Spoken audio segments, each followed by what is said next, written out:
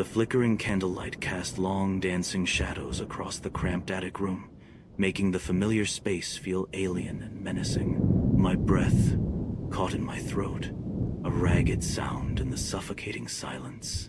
The salt circle, our only supposed protection, felt flimsy, a child's chalk, drawing against the encroaching dread. I squeezed my eyes shut, desperately willing the thumping to stop. It was coming from downstairs, a slow, deliberate thudding that resonated through the floorboards and directly into my bones. Each beat was a hammer blow against my sanity. "It's just the house settling," Michael had whispered an hour ago, his voice strained, a poor attempt at reassurance. But houses don't settle with a rhythm, a cadence that spoke of purpose. And houses don't settle if every window is sealed, every door locked, and the outside world has fallen into an unnatural hush. A faint scratching sound started then, right beside my ear. I flinched, snapping my head towards the old wooden wardrobe. Nothing, just the familiar grain of the wood, now seeming to twist into grotesque faces in the dim light. My heart hammered against my ribs, a frantic drum, keeping time with the thudding below. I wanted to scream, to break the oppressive quiet, but my vocal cords felt paralyzed, seized by an invisible hand. It had all started, as most terrible things do, with a dare, a stupid, reckless dare, born from boredom and a thirst for cheap thrills on a dreary Friday night. We were at Sarah's house, sprawled on beanbags, scrolling through urban legends online. Someone, I think it was Mark, had stumbled upon it. The Midnight Game. A ritual, a summoning, a test of courage, or so the website claimed. "You've got to be kidding me," I'd scoffed, my voice laced with feigned indifference. I was always the skeptical one, the pragmatist. It's just a creepypasta, probably written by some kid in their basement. But Sarah, ever the thrill-seeker, was intrigued. Her eyes, usually so bright and full of laughter, held a glint of something else. A hunger for the unknown. Michael, always eager to impress Sarah, quickly sided with her. Mark, the instigator, merely grinned, enjoying the stir he'd created. And me? I was outnumbered, my rational arguments drowned out by their escalating excitement. The instructions were elaborate, almost theatrical. A piece of paper with your name written on it, a single drop of your blood, a wooden door, a candle, salt, and the most crucial element, a mirror. We were to begin precisely at 12 a.m. Light the candle. Place your name and blood on the paper in front of the door. Knock on the door 22 times, opening it on the 22nd knock. Extinguish the candle, then relight it immediately. This, the website promised, would invite the Midnight Man into your home. The goal? To survive until 3:33 a.m. without your candle going out. If it did, you had to immediately relight it within 10 seconds. Fail to do that, and the Midnight Man would manifest your deepest fears. And if you didn't manage to relight it at all, well, the website was delightfully vague, hinting at something far worse than just fear. "It's just a game of hide-and-seek with a spooky twist," Sarah had chirped, her enthusiasm infectious. "We'll just hide, keep our candles lit, and laugh about it in the morning." I'd felt a prickle of unease then, a premonition of something going awry, but I pushed it down, attributing it to my overactive imagination. Besides, I didn't want to be the spoilsport. So, against my better judgment, I agreed. We gathered the supplies, an almost absurd scavenger hunt in Sarah's suburban home. Salt from the kitchen, a candle from her mom's emergency kit, an old wooden door in the rarely used guest bedroom. The mirror proved to be the trickiest. We finally found a small, ornate one, tucked away in a dusty box in the attic. We decided the attic would be our base, our safe zone, a place where we could huddle together and, hopefully, outwit our imaginary tormentor. The hours crawled by, a strange mix of nervous laughter and growing apprehension. As midnight approached, the atmosphere in the house shifted. The playful banter died down, replaced by a nervous silence. Each creak of the old house, each gust of wind against the windows, made us jump. At precisely 11:59 p.m., we stood by the guest bedroom door, our hearts pounding a nervous rhythm. Michael, with a surprising show of bravado, volunteered to perform the ritual. He pricked his finger, a tiny bead of crimson welling up. He smeared it on the paper with his name, then placed it reverently before the door. The single candle cast a warm, inviting glow, a stark contrast to the chill that seemed to seep into the room. The first knock echoed through the house, a surprisingly loud sound in the stillness. Then the second, the third, a steady rhythm building. 21. And then, with a deep breath, he opened the door on the 22nd knock. A sudden, frigid gust of wind swept through the room, even though all the windows were closed. The candle flickered wildly, threatening to extinguish. Michael, his face pale, quickly blew it out and relit it, just as the instructions dictated. And then, nothing. For a long, agonizing moment, we just stood there, staring at the open door, at the darkness beyond. A nervous laugh bubbled up from Sarah. "See? Nothing. Just a draft." But I felt it then, a subtle shift in the air, a prickling sensation on my skin. The playful atmosphere was gone, replaced by a tangible weight, a cold, observing presence. The house was no longer just a house. It was a stage, and we were the unwilling performers. We retreated to the attic, each of us clutching our lit candles like fragile lifelines. We had scattered small bowls of salt around the perimeter of the room, creating a makeshift protective barrier. The idea was to stay within the salt circle, keep our candles lit, and wait out the time. The first hour was mostly uneventful, a tense waiting game. We talked in hushed whispers, trying to reassure ourselves, making jokes that fell flat. We tried to convince ourselves that nothing was happening, that our imaginations were simply running wild. But then, the noises started. Soft rustling sounds from downstairs, like someone shuffling their feet across the carpet. Then a faint whisper, just at the edge of hearing, like a breath against a window pane. We exchanged nervous glances, our candles held higher, our shadows dancing in frantic patterns. "It's just the wind," Mark insisted, but his voice lacked conviction. Then the temperature plummeted. The attic, usually stuffy and warm, became frigid, as if a freezer door had been left ajar. Our breaths plumed in front of us, visible clouds in the icy air. My fingers grew numb. My teeth began to chatter. That's when Sarah's candle went out. One moment, a steady flame.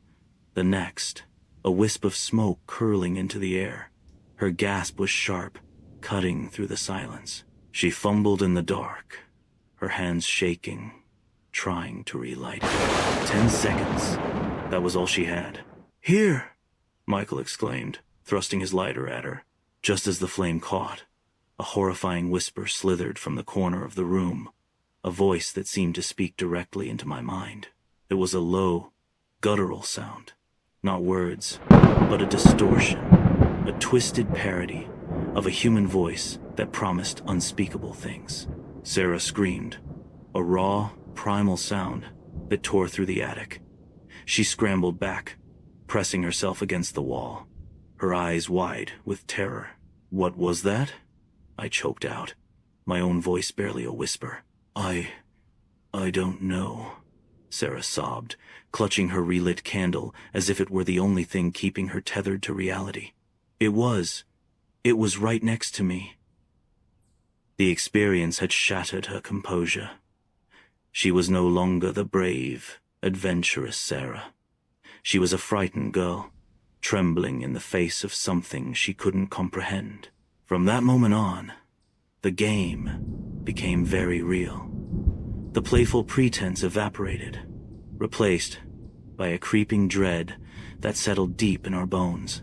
We huddled closer, our candles casting a small, fragile circle of light against the encroaching darkness. The thumping from downstairs intensified. It wasn't just random anymore. It sounded like footsteps, slow and deliberate, moving through the house, up the stairs, closer and closer. Each thud was a new wave of panic washing over us. Mark, who had been so cavalier about the whole thing, started to unravel. His eyes darted nervously around the room, his breath coming in shallow gasps. I think I hear something," he stammered, pointing a trembling finger towards the attic door. We all froze, straining our ears. A soft scratching sound, like fingernails dragging across wood, emanated from just outside the door. It was faint at first, then grew louder, more insistent. "It's just the house," Michael tried again, but his voice was a mere whisper, devoid of its earlier bravado. Then, a faint, rhythmic scratching started directly above us, on the roof. It sounded like something large was dragging itself across the shingles, moving towards the attic window. My stomach twisted into knots. We were trapped. The air in the attic grew colder, so cold that I could see my own breath. My teeth chattered uncontrollably, and a shiver ran down my spine. A cold sensation that had nothing to do with the temperature. It was pure, unadulterated fear. That's when I started to hallucinate. Or maybe it wasn't a hallucination at all. Out of the corner of my eye, I saw it. A shadow, darker than the shadows cast by our candles, detach itself from the wall. It was tall, impossibly thin, and moved with an unnatural fluidity. It had no discernible features, just a gaping void where a face should be. My blood ran cold. I squeezed my eyes shut, then opened them again, trying to convince myself it was a trick of the light, a figment of my terrified imagination. But it was still there, lurking in the periphery of my vision, observing us.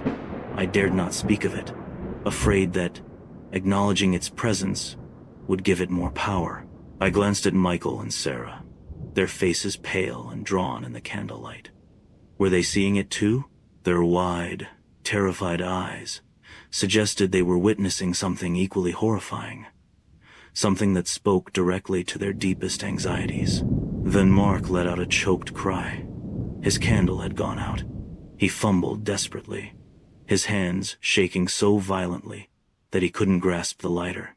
The scratching on the roof intensified, and the shadow in the corner seemed to expand, stretching its form towards him.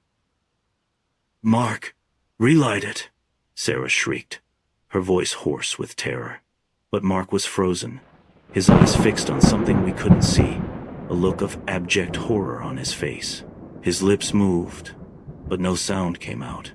He was lost in a waking nightmare. Just as the 10-second window was about to close, Michael lunged forward, grabbing Mark's hand and forcing the lighter into it. With a click and a spark, Mark's candle flickered back to life, barely. Mark crumpled to the floor, gasping for air, his body trembling uncontrollably. His eyes were unfocused, his gaze distant, as if he had seen something so terrible that it had fractured his mind. He never spoke a word after that, just sat there, rocking back and forth, clutching his candle like a madman. We understood then. The Midnight Man wasn't just playing a game. He was revealing our deepest fears, twisting our realities, pushing us to the brink of madness. And for Mark, he had pushed him over the edge. The hours that followed were a blur of terror. The thumping downstairs continued, sometimes moving with impossible speed, sometimes stopping right outside the attic door, a palpable presence on the other side. The scratching on the roof became a relentless symphony of dread, always just above our heads, always moving, always searching. My own candle flickered precariously several times, each time sending a jolt of ice through my veins.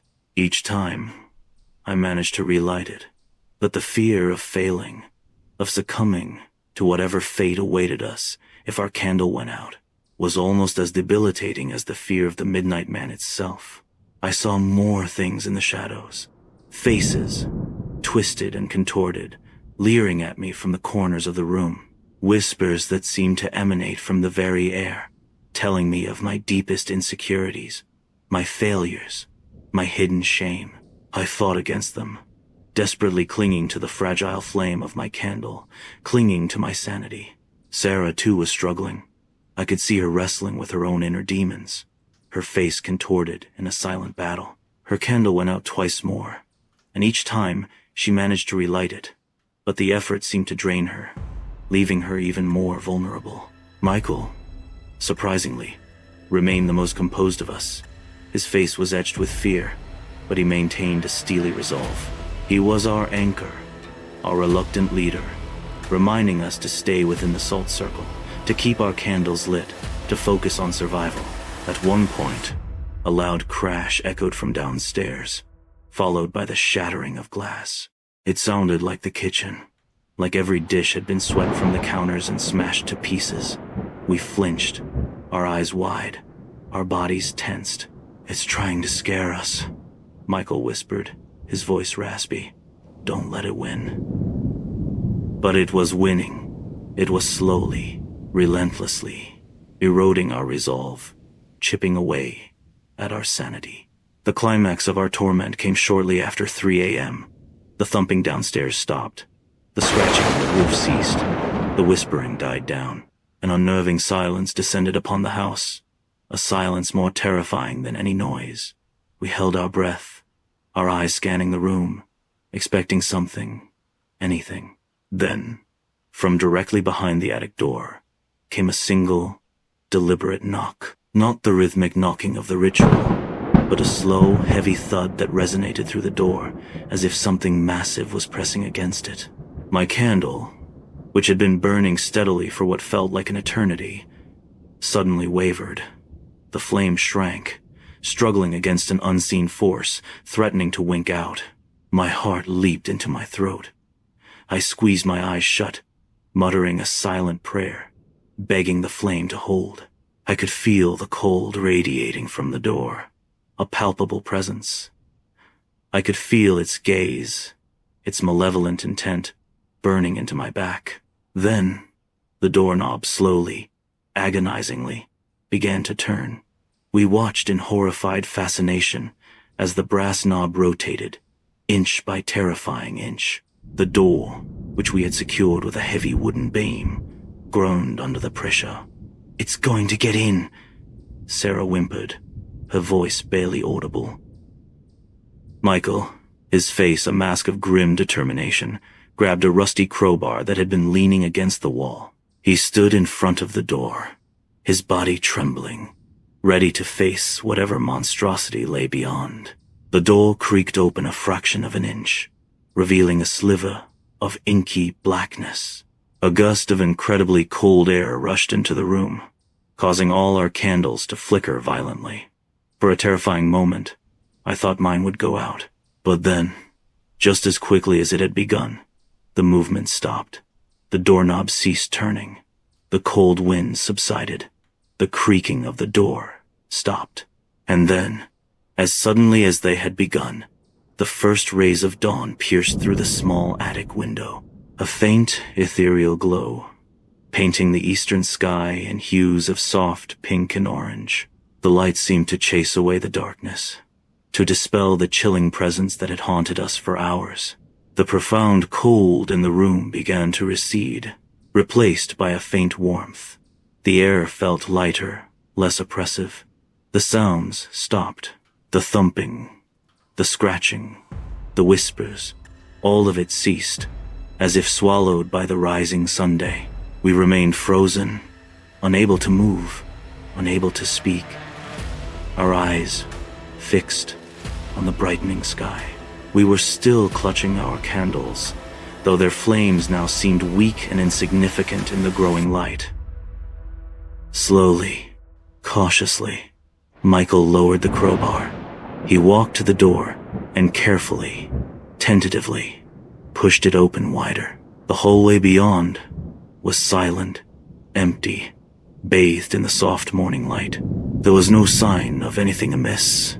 No shattered glass, no upturned furniture, no indication of the chaos we had experienced. It was as if the night had been a waking dream, a collective hallucination, but it wasn't. Mark, still rocking back and forth in the corner, his eyes vacant, was a testament to the reality of our ordeal. We stumbled out of the attic, our legs weak, our bodies aching. We moved in a daze, like survivors of a shipwreck, disoriented and traumatized. The house, in the light of day, seemed perfectly normal, innocent even. But we knew better. We knew the horrors it had harbored in the dead of night. We took Mark to the hospital, explaining away his catatonic state as a severe panic attack, a lie that felt hollow and inadequate. The doctors were baffled, unable to find any physical cause for his condition. He was diagnosed with a severe psychological breakdown, a consequence of extreme stress. He never fully recovered. He spent years in and out of institutions, forever trapped in a silent world of his own making. Sarah, too, was deeply affected. She became withdrawn, jumpy, her once vibrant personality dimmed. She avoided anything that remotely resembled a supernatural story, her laughter now a rare and fragile thing. She still suffers from night terrors, waking up in a cold sweat, screaming about shadows and whispers. Michael, in an attempt to forget, plunged himself into his studies, burying his trauma under a mountain of academic pursuits. He became successful, but there was always a haunted look in his eyes, a distant quality that spoke of unspoken horrors. He never spoke of that night again. Not to me, not to anyone. And me? I learned a terrible lesson that night. Some doors, once opened, can never truly be closed. Some games, once played, leave scars that never fully heal. The fear I experienced that night became a part of me, a constant companion, a subtle hum beneath the surface of my everyday life. I still jump at unexpected noises. I still check the locks multiple times before bed. And I still can't stand to be in a completely dark room. Every now and then, I catch a glimpse of a shadow that seems a little too dark, a whisper that seems a little too close, and I wonder if the Midnight Man truly left us, or if he merely retreated, waiting for another invitation, another group of foolish teenagers to play his deadly game. The sun is fully up now, painting the world in a deceptive normalcy, but I know what lies beneath the veneer of reality. I know the thin veil that separates our world from the other, the world where the Midnight Man patiently waits. And I know that some dares are best left unanswered, because what happens when you play the midnight game? You learn that some darkness, once invited, never truly leaves.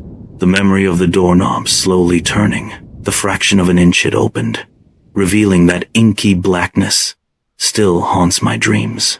What would have happened if it had opened all the way? What would have emerged from that void? I shudder to think. Sometimes, in the quiet of the night, when the house settles and the world outside is still, I hear it. A faint, almost imperceptible thumping from downstairs. Or a soft, rhythmic scratching on the roof, just above my bedroom. And I know, with a chilling certainty, that the game is never truly over. It just waits.